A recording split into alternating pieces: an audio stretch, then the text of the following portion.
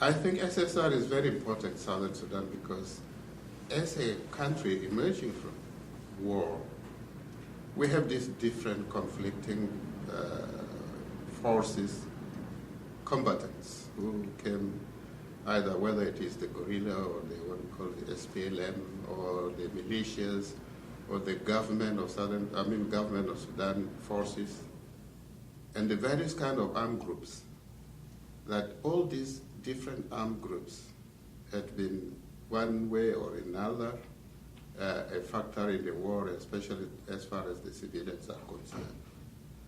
Now, we think that with the advent of this CPA, the agreement, obviously there's a need for reorganization of the forces, and particularly for the reform of the organized forces, whether they are the police, whether it is the military, in order to try to reorganize them or at least to reorient them into the civilian and peace period. And I think SSR is timely in this process now. Southern Sudan, and particularly the Sudan is emerging from that war, and most of the forces that have been fighting were fighting a combatant war which was just engaged in military mentality. And so as far as we're concerned, I think this SSR is very important at this stage in the peace process in Southern Sudan. Yeah, I think Simon pointed out an important issue, which is as a post-conflict country or territory emerging from a 30-year-old conflict with Northern Sudan, it's important to have a reformed security sector. But I would also like to point out specifically why it's important for Southern Sudan to have an effective security sector reform. And my view is that in the coming few months and years, there are very important happenings that will take place in Southern Sudan, including the election next year, which will likely spark some sort of instability because of the sensitivity. And we have the border demarcation, which has not been decided so far, but in the Abyei region, in the oil-rich Abyei region, there will be a border demarcation. And that would likely also spark conflict and instability. And we have the referendum in 2011, which will also likely to create tension and eventually instability. And I think looking at all these unpredictable situations in Southern Sudan, if we don't have a proper, trained, accountable, and effective security sector, the territory would be a mess. I think these are very practical issues that really require a reformed, organized forces, including the police and the army group, SPLM.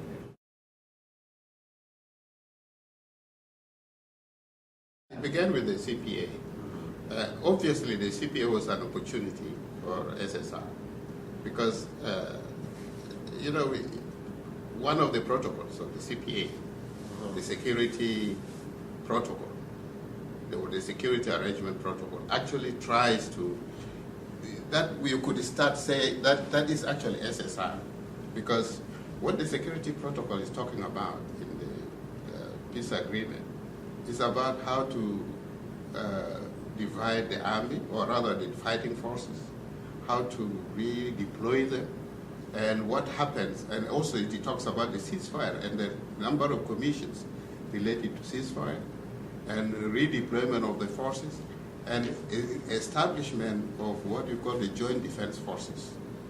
Now that unit is very important because when we talk about the CPA and with relations to security in Southern Sudan, it is this unit called the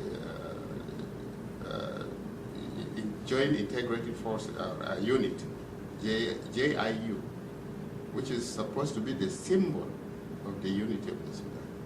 Now that force is supposed to be funded by the government of the Sudan, the National Unity Government. And the protocol talks of separation of the forces. And the major forces are going to be three. This the SPLA, and then the Joint Integrated Unit, and then the government of Sudan armed forces.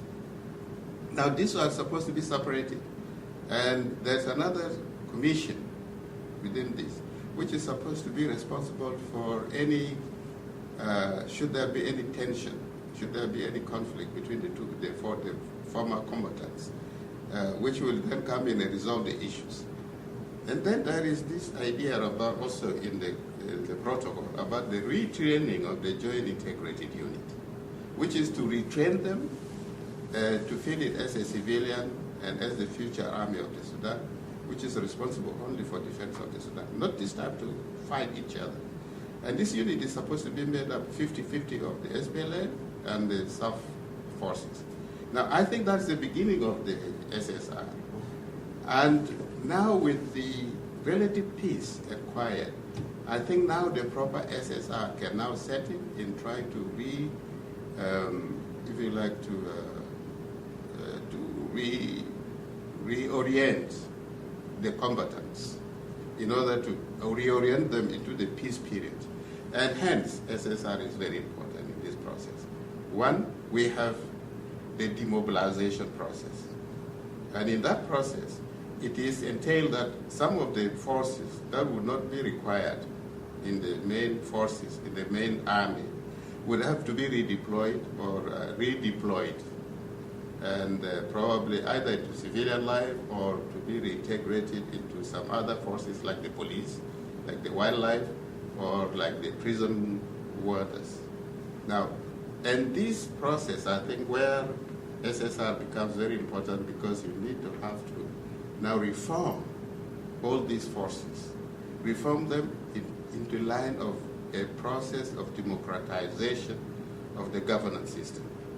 And I think we cannot look at the SSR just as a reform of the fighting forces, but also reform of the fighting forces in order to reorient them towards a democratic dispensation in the country.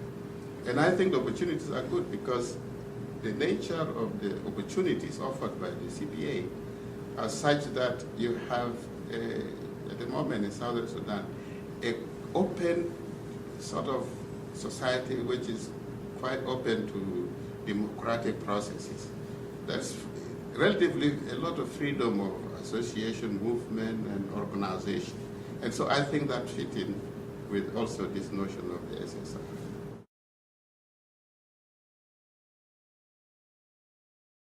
Yeah, the short answer is that there are some, but not really very well developed, especially the accountability and the oversight issues.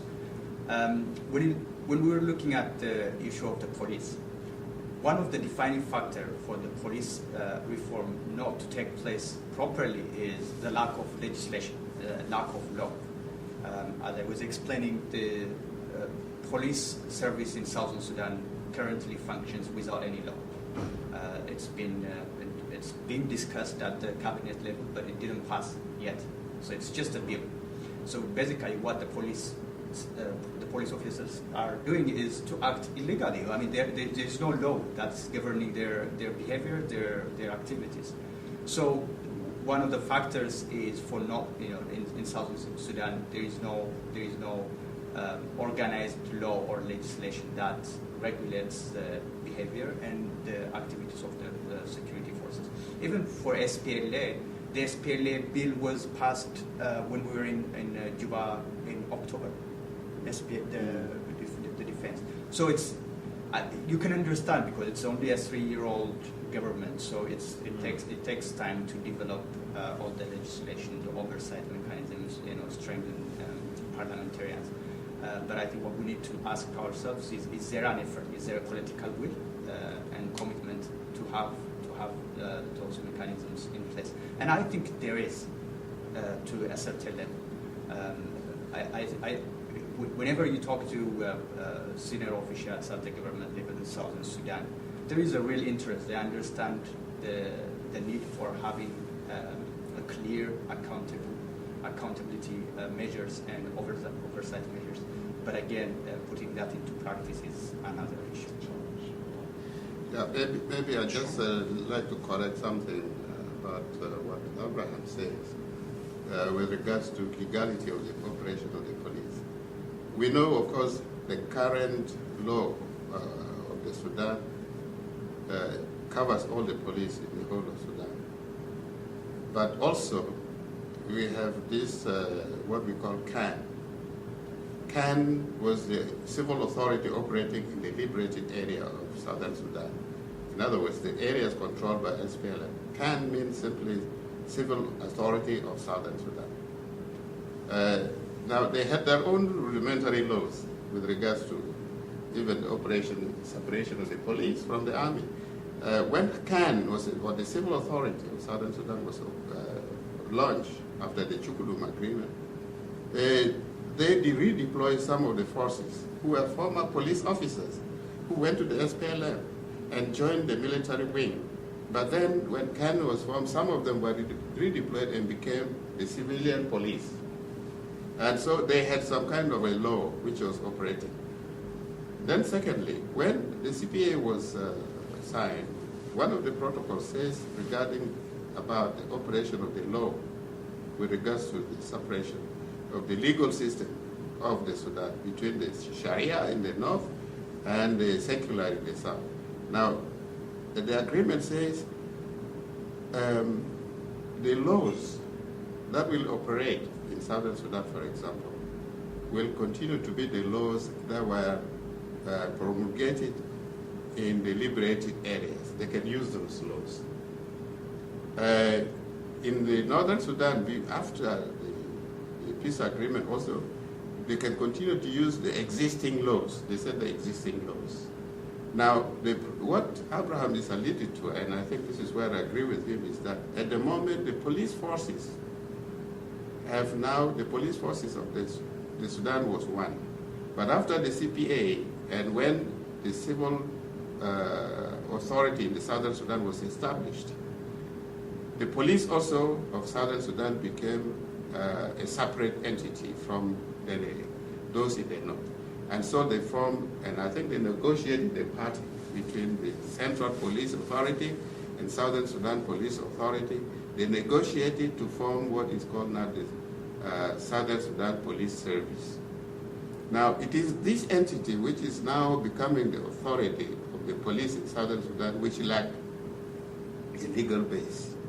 They have set up, or they have now formulated a bill, which is Abraham is referring to, but this bill is still a bill, not forwarded to the National or the Southern Sudan Assembly in order to be passed into a law, which will then become the basis, the legal basis of the operation of the police of the Southern Sudan, or what we call Southern Sudan Police Service. Yeah, I think this is what I just wanted to correct. Right.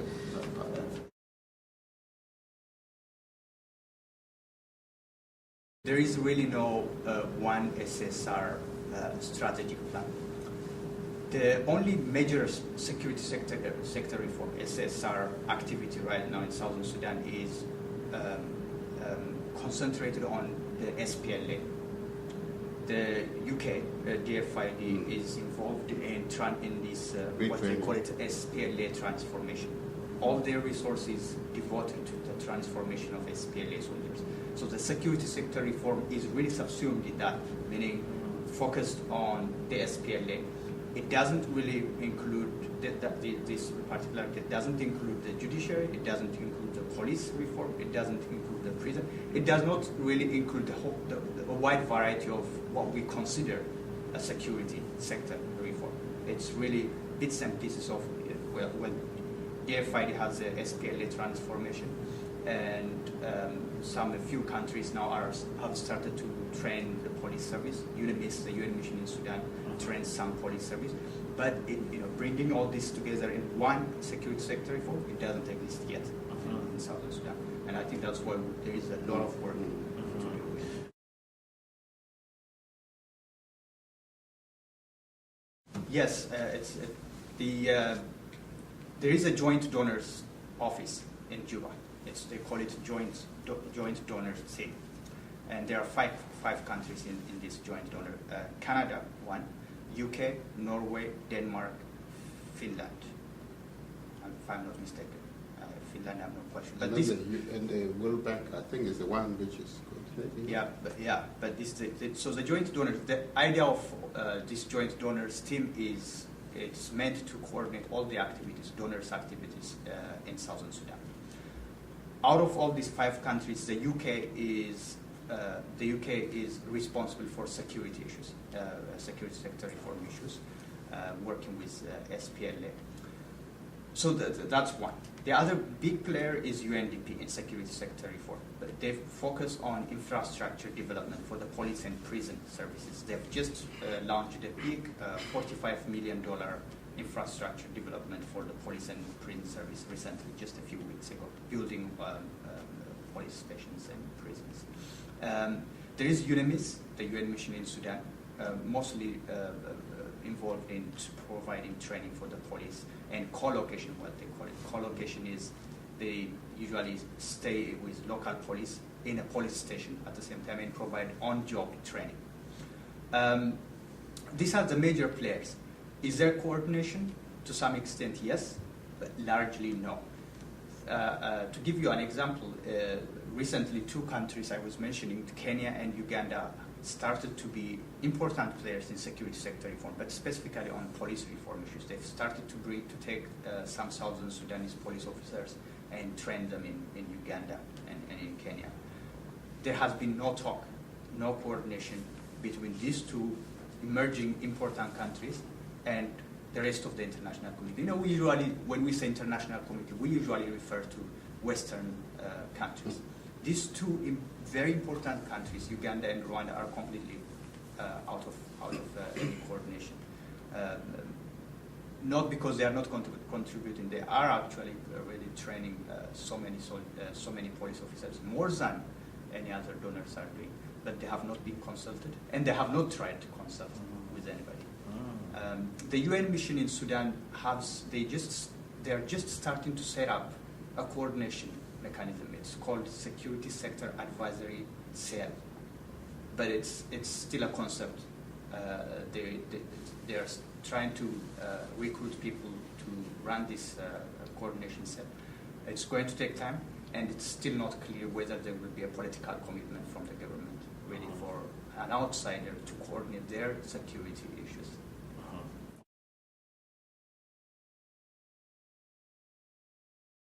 Well, I think most of the challenges are related to resources, availability of resources.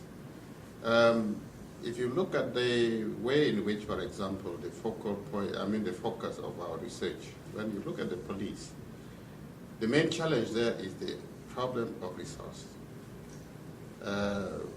We talk of the budget of the police. It's really meager, and so that is one area. The other area is also lack of, if you may call the lack of, available, well-educated manpower. Most of the police forces that have been pushed, the police from the demobilized SPLM officers, are illiterate people and who cannot be trained for police work, the proper police work, which we got involved in as a community police working. Because of that, training them is a problem because they don't know how to read and write and even do investigation and things like that, which are required of police officers. Apart from the lack of resources and also, and I think there's a lack of political will.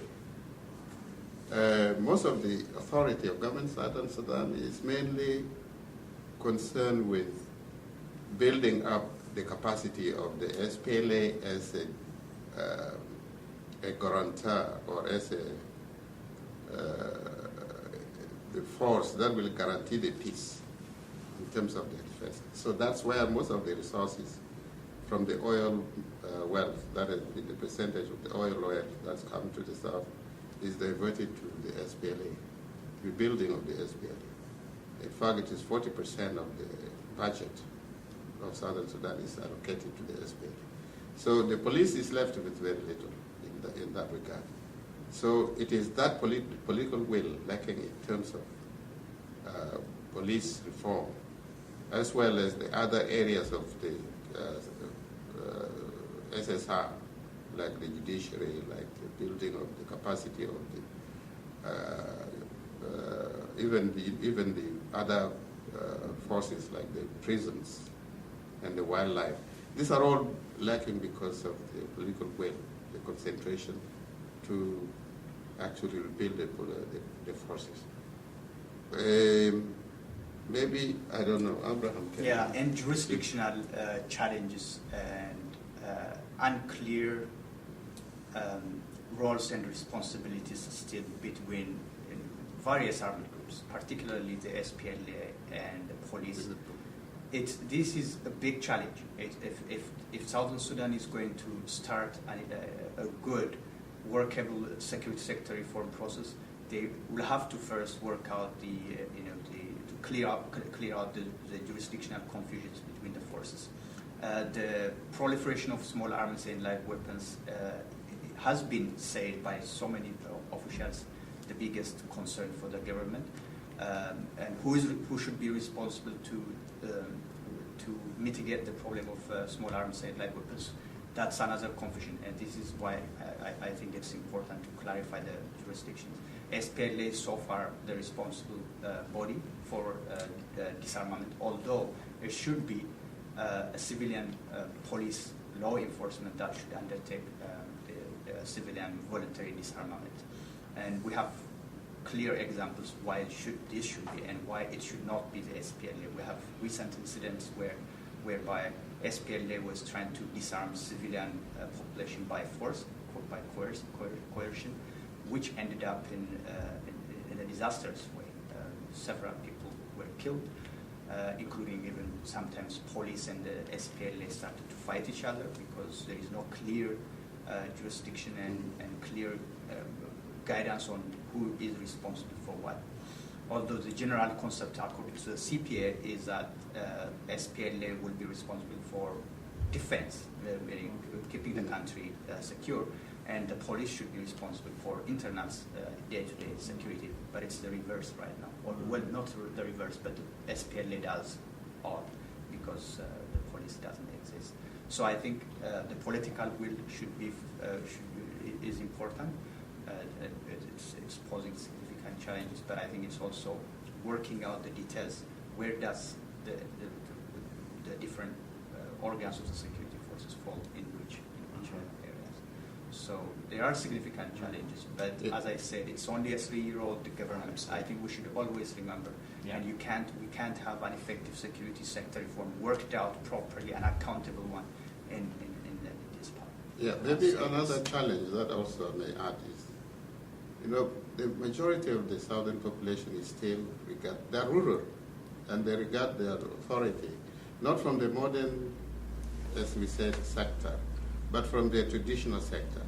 And that means, therefore, most of their security needs, if in the event where they have no, and this may be the case in most of the areas of southern Sudan, where you may not find a police force, you may not find also an SPLA unit, they resort to the local authority, maybe the chief, the Boma chief, and they would cater for their security.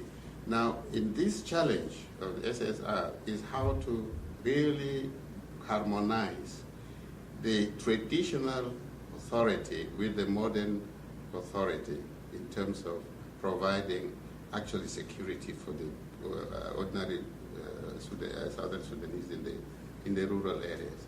And that's, I think, a big challenge.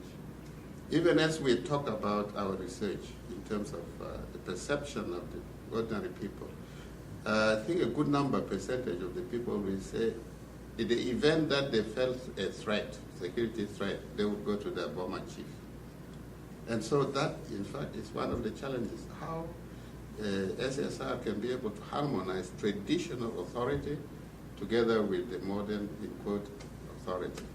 I totally agree. I think that's our profound finding from this result from our research is that large number of communities in southern Sudan rely on the Boma chiefs, traditional chiefs, for security. And chiefs usually often play important roles in individuals' lives, including security. And the challenge, as Simon was saying, is harmonizing their role in the modern law enforcement. But I think we should still be careful in trying to do that, because we've seen that some chiefs often favor certain constituencies than others. They represent very few people. They might favor. Yeah, it's mainly the area of the human rights. Yeah, that's and also the international standard of human rights issues. The women, for example, sexual abuse may not be considered very serious for them. So these are issues that we should be looking. We should be cautious when we try to work together with Boma chiefs. But I think it's clear that we cannot ignore them in the security sector reform.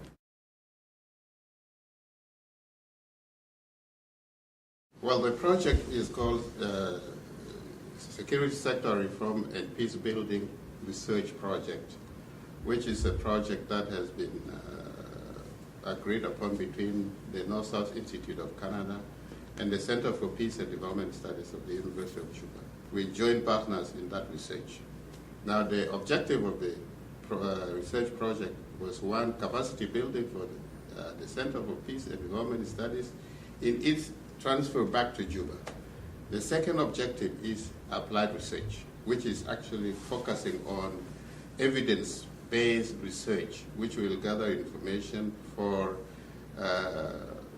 the different stakeholders of the project. The third part is to get a policy statement from these evidence-based research results, so that it becomes a document for engagement with the donors and the stakeholders and government of Southern Sudan. Now, that is broadly the basis of this research. And when we launched the research, it was discussed wholly as SSR research.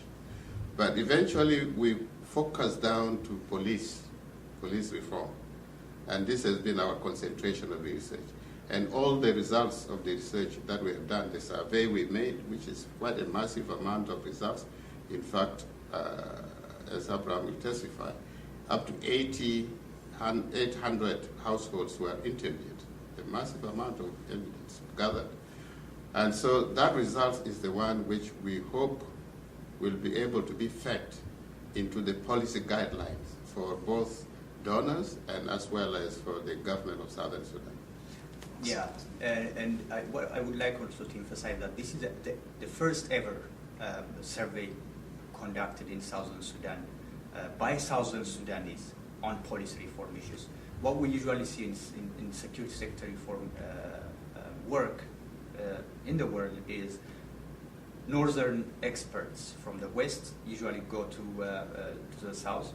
They interview people, they do conduct some research, write up the report, and that's presented.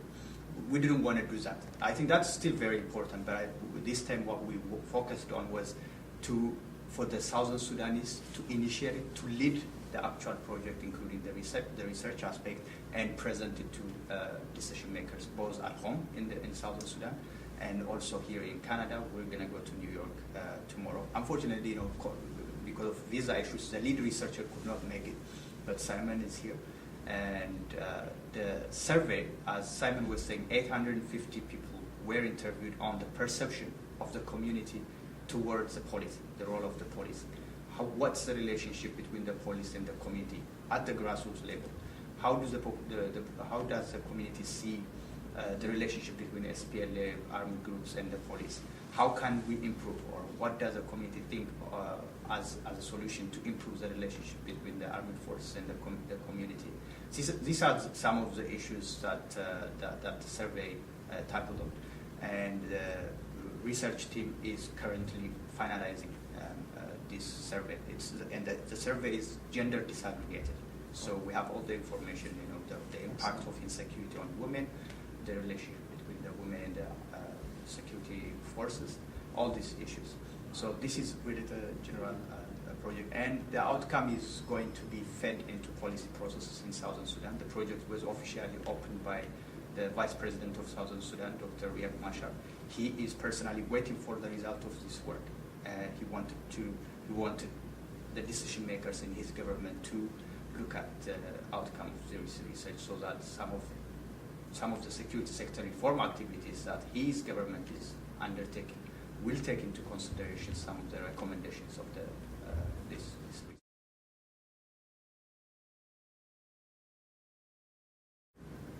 As far as the SSR is concerned, I think the process of the demobilization or DDR, though it is not started officially, but unofficially, the government of Southern Sudan is pushing it on their own terms without necessarily following the timetable with the northern sector partner. I say this because they have already, through their own agreement within the government of Southern Sudan, have already absorbed some of the militias that were fighting against them, organized by the government. They have already absorbed them into the SPLA. And those who cannot be absorbed, they have been demobilized, and some of them are the ones now being pushed to the police forces and to the prison forces and other organized forces. This is, I think, so far has made a bit of relaxation in terms of the kind of situation about 2 years ago, as far as the armed forces are concerned, the different armed groups are concerned. 2 years ago, you go to Juba, you find that any one of the commander would be moving with a tank as a security, or what you may call the guards around him, escort around him, including Riek Machar and the top leaders. And particularly, as we know, one of the militia leaders called Paulino has a gang of people around him. But due to this gradual move by the government of Southern Sudan, by absorbing and, first of all, having an agreement with the militias into the absorption of the militia into the SPLA, and also agreeing to some of those who cannot be absorbed to the SPLA to be demobilized or taken to the police, or to be demobilized and taken to some other units. This has relaxed the situation a bit. That's one. And then, two, we are seeing now, again, in terms of the international community, getting into real grips with the issues of the SSR. Because initially they had thought, especially unionists, never thought they were there just to help in the demobilization and whatnot. They were just to keep the peace, but in fact they were not keeping the peace. Until two incidents woke them up. The Malakal incident and the Abyei incident. Now they are beginning to rethink, become more proactive in terms of SSR. And some of these descriptions that have been made earlier on by Abraham, they fit into that kind of pattern. And so the situation is a bit more, I think, more and more optimistic. I think we're moving towards the right direction as far as SSR is concerned. Okay. Yeah, and there are some deliberate attempts by the government of Southern Sudan in moving to a more effective SSR. I think the SPLA transformation process as an SSR activity, it is encouraging to see that the government is interested in reducing some of its forces, and also even initiating this process with the UK, the government of UK. The idea is to change the guerrilla-like fighters into a more professional armed group, and that's, they have agreed that that's the priority for the government. I think that's one good move towards the right direction of SSR, and even the police. The first plan for the police service was to have a force of 5,000 police officers. Now they have 20,000 unofficially, although they still don't know how many police officers they have. But they have managed to squabble together about 20,000 police officers because there is a lot of insecurity in some parts of Southern Sudan. They know that having a stronger police service is important in the territory. So I think the government realizes the importance of well-organized armed groups. And also the planned DDR, the official DDR, which is going to target about 90,000 SPLA forces. When will that begin? officially? In the next few the months, next year. in the next few months, I think. Yeah, now we are already in December. Officially, it is supposed to begin next year, So next around year. June, July. Yeah. So I think that's the right direction to agree, the government to agree to demobilize about 90,000 of its forces and integrate them back to either to civilian life or into other armed forces, as Simon was saying. So I think there are these positive attempts. The other positive thing that I may want to add is also with regards to the police, is the formation of Southern Sudan Police Service itself as an entity. Then as a second part, that's a very important thing, I think, important move. The next move we would like to see as a recommendation, I think, is for very quickly to have the police bill passed so that the Southern Sudan Police Service can operate on a legal basis and they do their work in a professional manner. And until that bill is passed, it is still very difficult for the police to do the kind of work that they wanted to do without this legal base. And I think that's the recommendation. We have come up very strongly at the end of this research. Although we have not finalized it, but it is one of the recommendations that we put forward very strongly, that there's a need to have this police bill passed into a law very quickly so that the police can have the legal basis for organizing themselves and for operating as a legal force. Yeah, I mean, there are many recommendations, but one of the most probably the important recommendations, which many people recommend still, is coordination among donors and also among security institutions in the government. But our recommendation is actually, as I was referring earlier, the coordination issues between traditional donors and untraditional or uncommon donors in Southern Sudan's case, for example, Sudan and Uganda and Kenya, who are out of any coordination in the provision of assistance. So that's really one recommendation. The other we've come up with is trying to work with traditional elders or the Bomajirs, really making sure that their role will be included in the SSR process without neglecting their role, but at the same time making sure that they play a positive role, not a negative.